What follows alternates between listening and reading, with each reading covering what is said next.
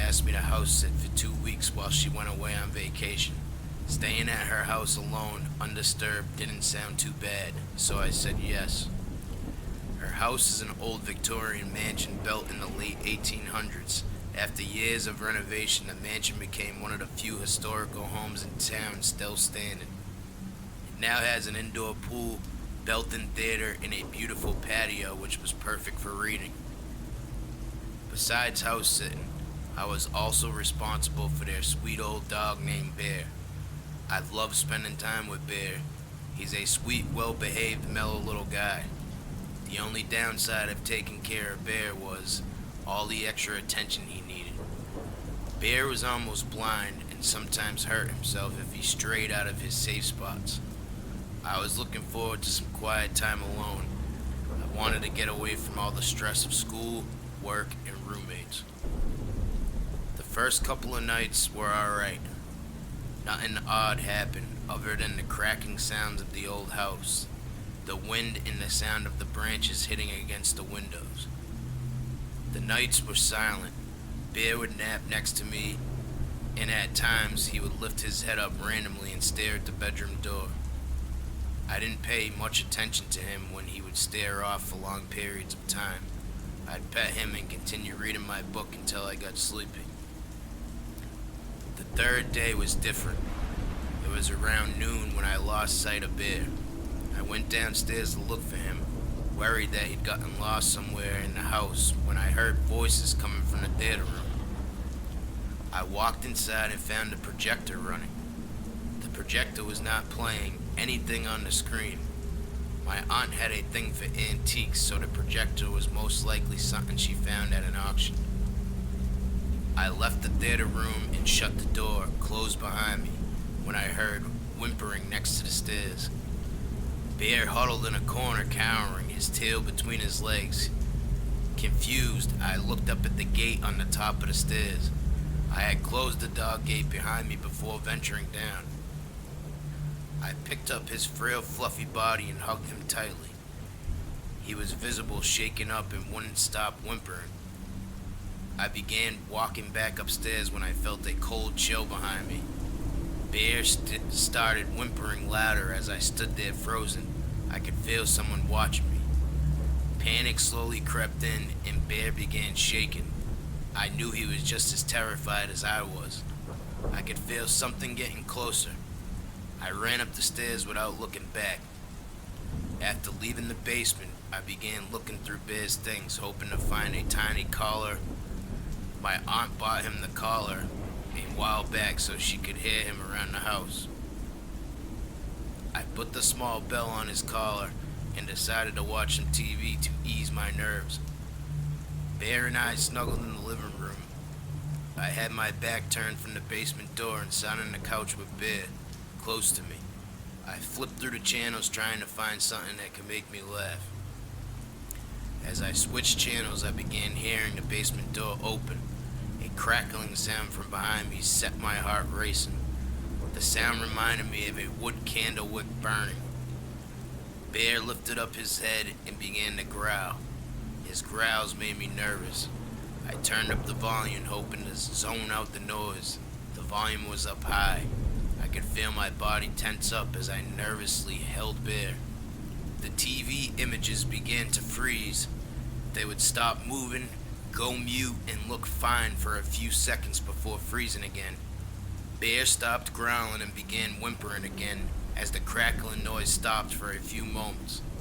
After the brief moment of silence, I started feeling the same cold chill I had felt downstairs. The TV screen images were still frozen.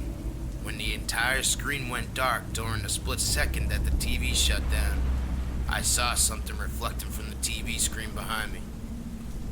The moment could have not lasted longer than 2 seconds before the screen turned on again. The show began playing normally. Its characters filled the living room with empty laughs. I didn't have the nerve to turn around, so I sat on the couch terrified. When I finally built up the courage to look behind me, I turned slowly. No one stood behind me yet. The basement door was open slightly. I picked up Bear and and grabbed my backpack before running out of the house. I called my mother and told her what happened, but she laughed and told me to stop messing around and get back to the house. I returned to the house and locked myself inside one of the guest rooms. The room was closest to the front door in case I needed to run out again. I stayed awake after what I saw and felt. There was no way I was able to sleep. Bear lay next to me, resting his head on my leg. I was reading when I saw his ears perk up. However, this time he wasn't looking at the bedroom door. Bear was looking straight up at the ceiling. I closed my book and set it down. We were on the first floor and directly above us was another bedroom. He began to growl. I sat there on the bed, scared out of my mind and holding him close, hoping to keep him quiet. The entire house was silent. I couldn't even hear any normal outside sounds. Bear eventually stopped growling and we were both sitting there in silence when I heard a loud thump hit the upstairs floor. It sounded like someone had dropped something heavy above us. I didn't make any sudden movements but began eyeing my things in the window. I was getting ready to make my escape with Bear when the lump made another sound. This time, whatever was upstairs sounded like it was dragging itself. The sound of the lump dragging itself across the floor was clear and loud. I looked back at Bear, noticing that he was shaking. Whatever was upstairs was making its way slowly out of the room. I immediately got up, began gathering my stuff, and ran over to the window. Earlier when I had arrived back to the house, I tested the window, making sure that it was easy to open in case I needed to escape. The window, however, wouldn't budge as I tried to open it. I heard a small bell coming from upstairs around the same spot as the thumping sound. I realized it sounded just like Bear's little bell. I looked over at his collar. The bell was still attached to it. Whatever was upstairs was trying to trick me into thinking Bear was up there too. Bear stood on the bed still looking up, quietly growling as I continued to try and open the window. The thumping suddenly stopped. I stopped moving and grabbed the Bear. I stood silently trying to figure out where the thumping sound would come from next when I heard it again.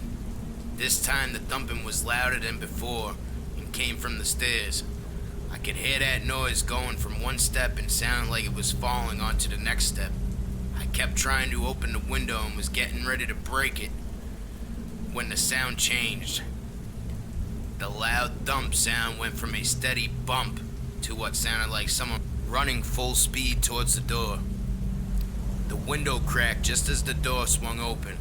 I jumped out with Bear and ran as fast as I could without looking back. When I was finally able to catch my breath out of exhaustion, I looked back. The house is large enough to be seen from a distance. Bear was still quiet in my arms. He wasn't moving, clearly frightened, like I was. I looked back at the house and all the lights were turned on. There was a dark silhouette coming from one of the upstairs windows. I took back Bear to my apartment and called my aunt. After explaining what happened, I told her I wasn't giving Bear back and that I would never house sit for her again.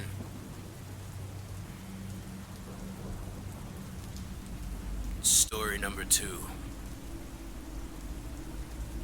Back when I was 21, a former neighbor who is a good friend of mine came over to ask if I could house sit and care for the family dog while they went out of town for the weekend. I agreed, considering I had the weekend off from work. Besides, my buddy always having the up-to-date big screen and stereo made it a plus, laugh out loud. So that Thursday night, he came over to the house and gave me the key before he and his wife and 3 daughters left for their trip. They had let the dog out and of course left him water and food for the night. So I didn't go over there until the next morning. So the next day I go over in the morning to let the dog out and fill his water bowl. While I'm over there in the house watching TV and waiting for the dog to bark to be let back in, I start to remember about the girls telling me from time to time, thinking that their house was haunted. They would speak about sounds like someone walking up and down the stairs or someone walking into their rooms. I never really believed them because, after all, they were 10, 14, and 17. I figured it was just big sis trying to scare the younger ones in their minds were taking it from there. Plus, the house is connected to another house, and the staircases ran up the same wall. So I just figured that the noises they were hearing was neighbors walking up the steps and throughout the upstairs because that's what I have heard before. So basically, with those thoughts out of my head, I went back home, catered to my own dogs, and collected some CDs, movies, and my gaming system to enjoy the brand new big screen and Keller stereo across the street. Around 5 p.m. I got settled at my neighbor's, left my dogs outside in my backyard a while because I knew I was going to be gone for a while. So the first night comes and goes without a hitch. Watched a movie, played a game or two, and watched some Sports Center before I left the house. I made sure the dog was topped off on water and food and went home. The next day is when things seemed a little off. I go over in the morning and I noticed the dog's water bowl was empty, which would not be an issue if there wasn't water all over the kitchen floor. The bowl was in the spot where I left it next to the food, but the water was all over the kitchen floor. I figured the dog just might have pawed the bowl, and maybe as a reaction to not liking his owners gone and being alone at night. So I let him outside to go to the bathroom, and I cleaned up the floor and put fresh water in the bowl and refilled his food and left to tend to what I needed to do at home. Later that afternoon, I go back over to let the dog out again and hang out. I open the door to find the dog just staring at the couch like someone is sitting in it. At first, he doesn't even acknowledge that I'm there until I walk behind the couch and give the order to go outside. Again, I'm not even thinking anything really weird. Hell, the dog was weird anyways. As I go to let the dog out, I notice his food is now on the floor. And not just a few pieces, but every bit of his food on the kitchen floor. And the bowl is sitting right there where it was left. Now I'm getting pretty curious as to what the heck is going on. But I blame the dog again, thinking he's just frustrated with the family being gone, as dogs do have a tendency to get depressed or saddened when their owners are gone for a longer amount of time than they are used to. So I don't think about it and clean up the food, top off his water, and let him back in. That night around 11 p.m. I'm playing video games, and the dog is just laying there on the love seat and chewing on his favorite chew toy. All of a sudden, the dog just bolts and runs upstairs and back down again. This repeated like 5 times, and I'm just watching and almost laughing because it just seemed funny. Then he ran back into the living room and stopped right in front of me. Looks like he's staring right above my head. That's when I got freaked out a bit, because for like what seemed about 20 to 30 seconds, he was still as a rock, didn't move a muscle or shake his tail, and was just staring. Then, all of a sudden, he growls and lunges over the couch and takes off upstairs, running and barking like he had a purpose. He did this like 3 more times and again ran into the living room, stopped immediately in front of the love seat and stared again like something was standing right behind it. This time is a little different because I noticed his head snap to the right, then back to the left, and then quickly he looks in my direction and again growls and lunges up and over the couch and takes off back upstairs. This time when he went upstairs though, he stayed there for like what I'd say about 2 minutes, just barking like something trapped but can't exactly get to it. Then as quickly as it started, he stopped barking and came back downstairs and laid on the couch next to me like nothing happened. I left the house that morning again, late, locked up and went home. I felt kind of worried leaving the dog alone, but I couldn't bring him home with me because of my dogs. So I go home and go to bed. The next morning I woke up, I was in a hurry to check on the dog. I opened the door and the poor thing was already waiting for someone to let him out of the back door. I let him out and go check his food and water, and everything was normal. There was a little food in the bowl, but he needed more water at the point. I'm thinking the dog was again just having anxiety issues, and left it at that. Well, while I'm watching TV, the front door opens and my friend and his family are home. They had to cut their little getaway short because the youngest child got sick. Anyways, we talked and they asked how the dog was and all the normal small chatter. I told them about how the dog knocked over his food and water and how he acted the night before, and immediately the oldest daughter raised her voice and said, "That wasn't the dog, it was a ghost. And if you don't believe me, go sleep in my room for a night and you will find out I'm not joking." I look at my friend and he told me, "Go for it, and then tell me what you think because she won't sleep in there anymore." And when I tried to prove her wrong, I also felt very uneasy in the room by myself. At first, I thought he was joking or just trying to get a rise out of me, but he was dead serious. In short, I accepted the challenge because at the time in my younger life, I was always down for a dare. A little background about the room. It was a storage area and converted into a bedroom. You have to go into the last bedroom on the second floor, open the closet in that room, in which there is another door inside that closet that leads to the storage room. They had to fashion a room out of it because the house is originally a 3-bedroom, and with their daughters getting older, they all wanted their own room naturally. So they built the bedroom for the oldest daughter. It was done very nicely, except there are no windows, but it was... The oldest slept in that room for about 5 months before she had enough of whatever was happening and either slept on the floor in her sister's room or slept downstairs on the couch. So that night I make sure my dogs will be good until the next morning and head back over to my neighbors for dinner and prepare for the dare. Of course, making little jokes, and I noticed that none of the girls are taking them very lightly and giving me the common response of, "Just wait, you will see." I'm a little uneasy, but I try not to psych myself out and just get ready to go to bed. I get into the room and the 14-year-old asks me if I want her to leave the door to the closet open, and I just tell her not to worry about it, and I tell them good night and close the door behind me. Laid down in the bed and shut the lights off and tried to go to sleep. It's pitch black in the room, so I can't even see my hand right in front of me. I stayed up for maybe 30 minutes and heard nothing during that time. So by then I was pretty much calmed down and I fell asleep. I woke up to some slight tapping noise, but then I remembered the water heater is in the room, and that's what the sounds were coming from. But I still woke with a feeling of uneasiness. After about 10 minutes, the feeling just started to escalate. That's when I heard the dog barking and running up the stairs. The dog was in the girl's bedroom and barking right at her closet door. I could hear the oldest wake up telling the dog to be quiet, and then she yelled from the room, "Are you awake? You okay in there?" In which I replied simply, "Yeah, I'm awake, but I'm fine. Good night again." Well, as it turns out, I wasn't fine. Not maybe 10 seconds after I responded, I had the most terrifying experience of my life. As I'm laying on the right side of the bed, I thought what I heard was 2 footsteps right next to the bed. Of course, I can't see a dang thing because it's pitch black. So of course I'm feeling seriously vulnerable. At this point then, with no regard, I feel the left side of the bed sink in.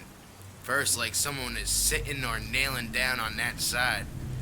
Then just a few moments later, the whole side sinks in like someone is now laying in the bed next to me. I don't make a movement or sound, but inside I was screaming bloody murder. The side I'm laying on is against the wall. The side that now feels occupied by someone else is towards the door. So not only am I feeling completely freaked out, I feel like I'm trapped in there as little as I can do about it. So I slowly reach over and I feel nothing next to me. Then I feel the bed and I confirm that it is sunk in. I made the decision in my mind I was just going to bolt, but just getting started seemed impossible at that point. That is until the dog went nuts again. The bed shifted like it got up and I felt a good tug on the blanket, and I blindly bolted in the direction I knew the door was in. I knocked over the nightstand and ran into the wall next to the door. The girls started screaming when they heard the thud. I made and were flipping out because I almost took out both doors trying to get out. I got back into the girl's bedroom and the dog stood at the closet door, seemingly keeping what was there at bay. At that point, I truly believed them and never went into that room again. And based on my experience, told my friend to never make any of the girls sleep in that storage room either. They never did, and they ended up moving out of that house a year later. We still talk about that incident, of course, joking and laughing about it. Now, about how the walls damn near came down from me forcing my way out of there. I'll never forget that experience for as long as I shall live. It was my first real-time experience in something truly paranormal. It's what got me interested in the subject. Since then, 5 different families have lived in that house. I never really got to know them, so I couldn't tell you if they experienced anything odd going on in the home. The closest thing I can speculate about was about 2 years ago when I was coming home from work and 2 cop cars were outside the house. I stopped and asked the neighbor if they were okay and what was wrong, and she told me that her son ran to her room crying, saying someone was in his room. So she got up and locked her door and called 911. She said she thought she heard footsteps in the next room in the hall, but wasn't totally sure. The cops checked the home and found nothing and couldn't see anything at this point, a forced entry or an unlocked door or window in the home. She moved out about 4 months later. The home was just recently rented by a new couple. They had been there for about 2 months, but for now, everything seems all quiet. Story number 3. I had heard my friend make the remark several times when the topic of haunted houses or spooky things would come up in conversation. She didn't believe in ghosts, and besides, her house was brand new when she and her sister moved into it. Why would it be haunted? A Native American burial ground, a Civil War massacre, maybe her sister was torturing and murdering people in the attic. Our friends would always throw out ideas before someone would roll night on to the next point of conversation. I never paid her comments much attention. I'd spent a lot of time in her house. I'd even spent the night there a few times, when I was a little too tipsy to drive home. I never got anything but a warm and cozy vibe from it. It was a lovely, well-maintained ranch-style home. She and her sister had painted the rooms in beautiful earth tones and decorated it in a rustic fashion. My friend loved lights, so there were lamps, firefly lights, and light-up signs everywhere. This house was not a creepy house, so when she asked me to come by and feed their dogs and water their plants while they were away on vacation, I didn't hesitate to say yes. Oh, how I wish I would've. They left on a Saturday and had told me not to worry about coming by that day, so I stopped by the first time on Sunday afternoon on my way home from church. My friend had given me the key before she left, so I went right on in. That black lab, Rocky, met me at the door, seemingly happy to see me. I loved on him for a few minutes before going into the kitchen to grab the dog's food. What should have been the first red flag greeted me in the kitchen. One of the cabinet doors was wide open. Funny, I thought the dogs must have pulled it open. I grabbed their food and filled the bowls in the hall before putting it away and firmly shutting the cabinet door. I figured I'd better put something in front of it so they couldn't get it open and get to their food and make themselves sick. I grabbed a chair from the dining room and put it against the cabinet door. That ought to do it. Now, for what should have been the second red flag, I grabbed the spray bottle from below the kitchen sink and headed over to the window to begin watering. I noticed, though, before I began to spray, the flowers at the soil already looked damp. I touched it lightly, and sure enough, it was. They must still be damp from where she watered them yesterday. Common sense would have told me that the plants watered Saturday morning and left in a sunny window all day would still be wet Sunday afternoon. I walked around the whole place to find all of the plants were still wet. Well, okay, one last thing for me to do. Decided to hang out for a little while and give the dog some company. I had nowhere to be for an hour or two, and I knew my friend wouldn't mind. I plopped onto the couch next to that big lazy pit bull body and turned on the TV. Red flag number 3. As the black screen faded, I realized Netflix was still on the TV on the select screen. It was like she had turned it off in the middle of looking for something to watch. It was strange, but I didn't pay much attention to it and turned it onto a local news channel for some background noise. I spent a good hour playing with the dogs before I headed home. That night, I spoke with my friend who informed me that she had seen me playing with the dogs when she checked her security cameras and thanks me for giving them attention. She told me previously they had cameras in the house, but I still felt a little uneasy knowing that she actually checked them. I told her about the cabinet door, and she let me know that they did that often if they were left alone for too long, which made me feel a little better. I headed back the next day around noon. It was my brother's day off, so I took him with me. He could play with the dogs while I watered the plants. This time, Rocky greeted me on the back patio. He looked agitated. It didn't take us long to realize that the doggy door had been blocked by something, keeping him from getting back in. I unlocked the door and pushed it open to find that one of the stools they kept in their entryway had been knocked over and pushed against the door. Body must have knocked it over. My brother and I agreed. He picked up the stool and headed into the kitchen to feed the dogs while I grabbed the spray bottle off the coffee table in the living room and watered all of the now dry plants. I finished in the kitchen where I filled the bottle back up and set it on the counter. I reminded my brother to replace the chair against the cabinet where I had put it so the dogs couldn't get to their food. There wasn't a chair in front of the cabinet, he said. Yes, there was. I put it there yesterday. Well, they must have pushed it away too, he replied as he put another chair against the door. I suddenly felt uneasy remembering my friend's quip about someone living in her house. I headed to the living room and turned on the TV, unsure of what I would do if it had been on something other than where I left it. But there it was, still on the local news. I breathed a sigh of relief. It's just the dogs, they're so energetic. They're just knocking things over. Though, I really wasn't entirely sure. We didn't stay as long on this day as I had the day before. We left soon after. I met up with some friends for dinner that night, and after a while the conversation turned to my house sitting job. One friend remarked we should throw a party while she's out of town. Another asked if I had checked the attic to see if her sister was murdered. Our best friend, though, asked if I had heard any of the noises our friend claimed to hear. She always says she hears footsteps like someone walking about her house at night. She told me once she swore she heard the cabinet doors open and close. She told me this made chills run down my spine. I know she's mentioned someone living here, but I just figured she was joking or being paranoid. I don't know, I've never noticed anything, but she said she'll wake up sometimes to find dirty cups that she didn't think was there the night before, or her computer left on Spotify or Netflix when she was sure she shut it down. She's even said there's been weird things on her previously watched on Netflix.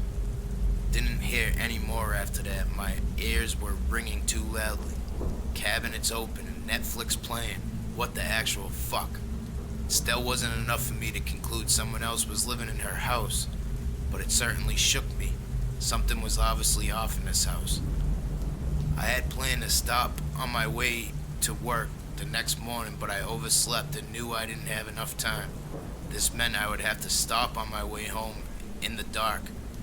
Dread filled me the entire day. I had never felt in danger or even uneasy in that house, but now the last thing I wanted to do was be there at night. What if she's right? What if something is there when I get there? What if someone is there? I tried to push the thought from my head. My friend was a smart girl, but she was paranoid. I knew that, and now I was getting paranoid for no good reason. No one was living in her house. I hope.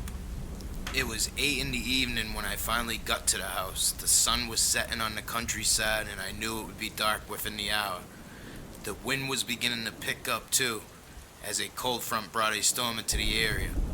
I knew as I pulled into that driveway that I needed to get in and get out as fast as possible. There was no point in hanging around. I could hear the dogs barking as soon as I got out of the car. This should have been another red flag, but I chalked it up to them seeing me. As I walked in, I found both Body and Rocky standing in the hall, barking and growling at the darkened kitchen. My breath caught in my throat.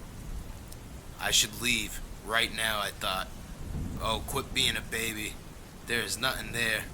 I stood frozen for a few seconds before lunging for the light switch and flipping it on, unsure of what exactly I would do if someone was actually standing there. But there was nothing. The kitchen was empty. I breathed a sigh of relief. Of course, there's nothing here. I'm losing it. I grabbed the spray bottle off the counter and headed to my friend's room to start watering the plants. I had made it to her sister's room when my phone began to ring. It was my friend. She was probably wondering why I was acting crazy lunging through her hall. Hello? I answered. Call the police. Right now, I just checked my security camera. Someone just crawled out from under my kitchen sink.